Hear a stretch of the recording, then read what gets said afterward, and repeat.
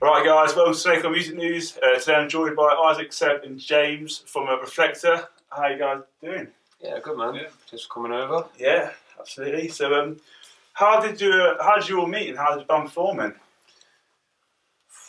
A long time ago. I suppose mine and Seb's story is probably the most interesting. We went to see Jake Bugg, not together, Rock City, and it was around the back of Rock City after. Sounds a bit dodgy, I know. We just stood there and me and Seb got talking, and for some reason I gave him my number, and I never gave anyone my number. And then 6 months later he texted me asking how I was going on. I didn't have a clue who it was. And then we just stayed in touch ever since, and then I met James through Seb. And yeah, me and Seb went to college together, so we go sort of way back there sort of thing. Yeah, just got jamming, didn't we, at college, and been together ever since, I suppose. Can't get rid of me.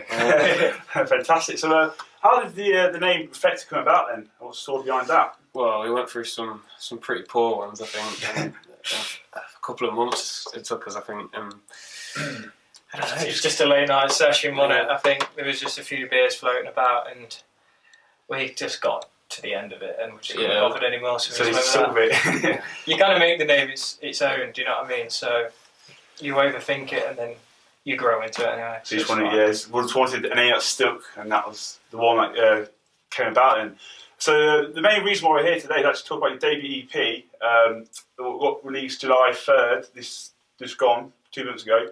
How does that feel to get your debut EP out there for people to listen to? Yeah, massive to be fair, because I mean, those songs, have been around for a very long time, and we sort of wanted to put them out a while ago, and then never sort of got around to it. And so I think with lockdown and everything, it's kind of time to put these songs out. This EP actually came about because your manager lost his laptop. Just tell a story about that and why these songs came, or why they're out now, to be fair. Well, again, it was another late night session, wasn't it? Very early days in the band sort of thing, like really early on, the first sort of real songs we really got down, I think, and we just did it live in a room, went on pretty late in the morning, and they never thought we were going to see the light of day, to be honest. But then, like you say, our manager got his laptop stolen, and then he had to start using his old one, and they were all on there, and he sort of sent us a message, didn't he? He was like, let's put these out. It was a great result, so whoever nicked his laptop. Cheers for that one. Nice, mate. So it's called Staying Streets Volume 1. Why is it called that, and would there be a Volume 2, Volume 3 in the future? Yeah, we're hoping for a Volume 2, aren't we? But there's plenty there. Yeah, it's just what we're brave enough to chuck out there. We've got loads of tunes backed up, and we just kind of did it for a bit of fun, like we say. We just came across them. We were going to see how this one goes, and then maybe chuck some more out. It's gone pretty well. But I think it goes on how the year pans out as well. Obviously, everyone's still tucked away, so I think new songs would just be a bit pointless at the minute. So there could be some more out there, yeah. Fantastic. It's actually recorded in Nottingham. How was the process of recording it? And do you find was it quite stressful? Was it straightforward, or did you have like a bit of both really? Back then it was pretty easy, wasn't it? I don't think we really thought too much about it back then. No stress back then at all, no. Went in, turned it up to 11. It's like rehearsing, wasn't it? Yeah. It was just so quick. Most of the stuff was done in like one take. So, nice and easy. So how long did it take to record in total? Probably did like 11 songs in about 4 hours. Fast then. Just sort of live, just played a live set in there, and obviously just hit record on them, so how they were in the room. It's a 4-track EP. How did you actually pick your track list? And obviously the laptop thing helps, sort of, guess. But is there songs on this EP that you thought, should we put that on there? Was it in, or did you know roughly what you wanted on that debut EP? I think there's sort of roughly the 4 that are on there just felt right to put out first, because it's almost in chronological order, I think, as when they were wrote. Oh, wow. I think they were the earliest sort of collection, I think, of the first few songs. So that kind of helped, but I don't know, really. We weren't really too bothered. No, we didn't think too much about it. I think it's literally similar to the recording when we just kind of got the message and went, yeah, do that. And it's just, if you think too much into it, I think 4 tracks, there's not a big... You can't really go wrong. Quite 4 pace tracks as well, which we'll get into a bit later on. The cover of the EP is actually you guys playing at the Bodega in Nottingham. Who took that photo, and why did you decide that was the one for the album artwork, or EP artwork? I can't remember the person's name now. I feel really bad now. If you know, get in touch. Yeah, it's the resident photographer at the There You Go. There's some great shots from that gig. It is on our Instagram, credited somewhere. But it was like the end of an era, really, wasn't it? Like kind of with those songs, and we were changing a bit of a direction, so we thought that was the right picture, really. As a band, do you feel it's important to have good artwork for your music? I do, so I do it. I do all the other artwork. But yeah, I think you can stress too much about it, but I think it's important that it's something that stands out and catches the eye. Yeah. It's more the physical thing. I think when we put 75 Trips out on that vinyl, that was like crucial. It had to stand out because it was going in the shop. And it kind of all built from that, really, didn't it? That's why I've always kept the same artwork with the other singles. Yeah, I see it was all pretty much like similar, just updated. The idea was for it to be like collectible, wasn't it? So if we started putting vinyl out and stuff, then you can have a nice sort of set in it. Absolutely, yeah. So let's get into the EP then. The first track is called Wired.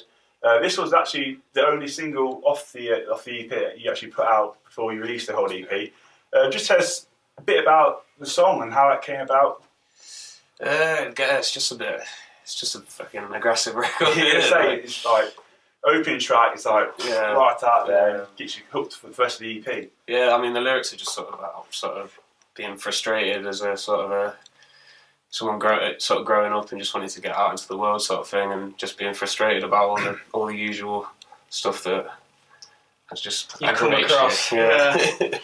Yeah, I think you can hear the guitars, the drums, everything just reflects that kind of time in the band as well. And Wired's always been like a fan favourite, so we thought we'll finally put it out. We've re-recorded it about 16 times, but we've never got that version like we did on that EP. So this has actually been played in like radio stations like BBC Introducing, and all sorts of like radio stations around the local area. When do you finally get your name out there on the radio? That must be something to feel quite proud of, I'd say, isn't it? As a band, listening to yourself on the radio. Yeah, it is quite surreal, but I mean, it does kind of wear off a bit, the novelty, I suppose. You can't get too hung up on it because you're always looking for the next thing. So, coming through, like when we've had like Radio 1 and stuff, and at the time you're like, oh, it's decent. Well, what's next? No, what's next? So you're always searching for the next thing, but it is great, and I don't know. The usually in bed, he doesn't stay up for it. This song that you actually got off the EP actually came about at, we've got to finish at 3 a.m. in the morning was when you record this song. How did that even, like, if I was doing that repetitively, I'd be fucking knackered, and like, how do you keep your mind at it? And must have been a lot of energy drinks drunk in that night. Yeah, definitely, yeah. It can be tiring recording. People don't really think that it is, but it's like if you're focusing on the same thing over and over again, it can get a bit frustrating to say the least, I think. But that was the last tune, wasn't it? So I think you can kind of tell that from the recording. Yeah, you say it's just slog that. Smashing it. Let's go home, innit? Fantastic. The second track is a song called The World That We Live In, and this is like a song about the ups and downs, and to be fair, it sums up the way we're living now. Just tell us a bit about the song, if you wouldn't mind again. Yeah, no, it was convenient, I think, with that title. I just slotted right in current times today, the pandemic. Exactly. Again, it's all the songs on there are sort of lyrically a similar sort of feel about it. I think just frustration and sort of the world is what it is, and you can't really change it. But you get a bit, I guess, a bit angry at it at times. So that's sort of what it is. This song is like when you play live, like your opening track as well, isn't it? Was back in the day, wasn't it? For quite a long time. It used to go at about 110 mile an hour. Just because it was so, it just used to fire you out the blocks and kind of set you in. Not so much anymore, but I think... Yeah, we've slowed down a little bit. When we do finally play a gig again, I think it will be back in there, and I think we should give it a go. It'll get a spot somewhere, definitely. Absolutely, great stuff. The third track is called Criminal. And this is my personal favourite off the EP.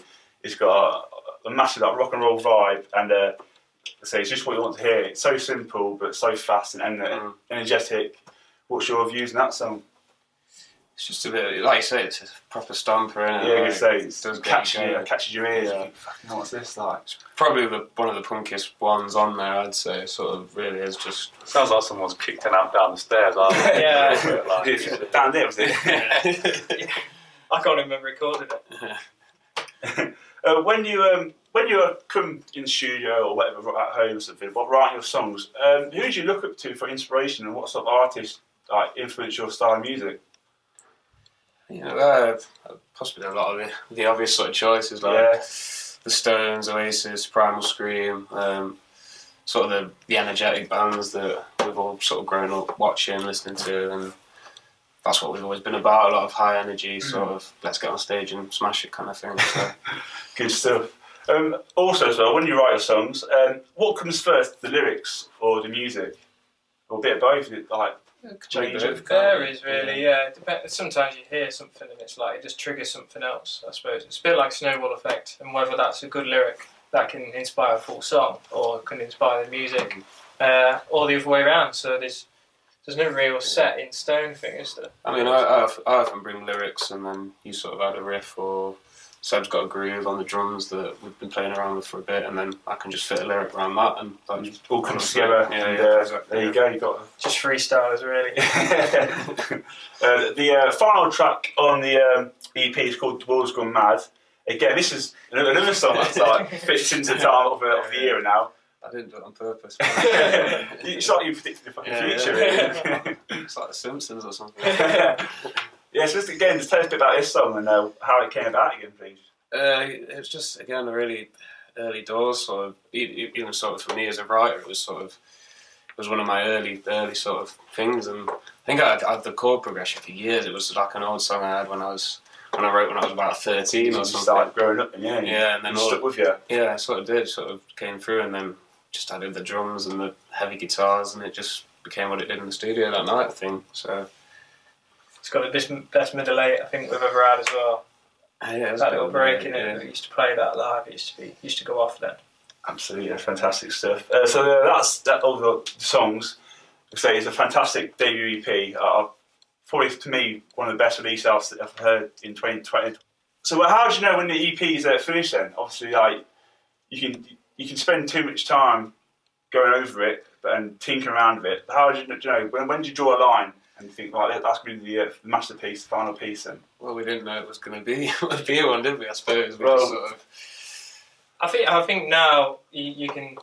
They just work them. It's amazing what happens. They just kind of work their way into an order or work themselves into what they should be, kind of thing. Like we've obviously recorded a lot since then, and I think even we could probably pick the same four. If we were to pick an EP, we'd probably pick the same 4 tracks. You just know sometimes how they work. You obviously don't want everything that's sounding the same. You want a bit of variation on there. But yeah, there's literally nothing to it. Especially these ones. Obviously, we didn't really have a choice, exactly, and we went for chronological. But I think if we put one out now, we'd look for a bit of everything on there, a bit of everything in each song. So good stuff. So like I said, it's a fantastic debut EP, and one of my personal favourite releases in 2020. Where can people go out, buy it, listen to it, find it? Spotify, Apple Music, YouTube probably, anywhere. If you're going to buy it on iTunes, because then we get... Or is it Bandcamp where you get loads of the money? Bandcamp is that one, yes. That's the one. We want the money. To do it on a Friday as well, because they waive all the fees. Yeah. Is it going to be a physical release of a CD or a vinyl in the future? Possibly. It's just kind of... Depends if it's... Yeah, if we ever get out of houses again. So... and hopefully, if we're to do that, there'd be more volumes and there'd be a big kind of release with it. But we'll see. Hopefully, release show by then. Hopefully, wow. We'll see. Fingers crossed. Socially How release be? That'll go down well, won't it? Especially you boys.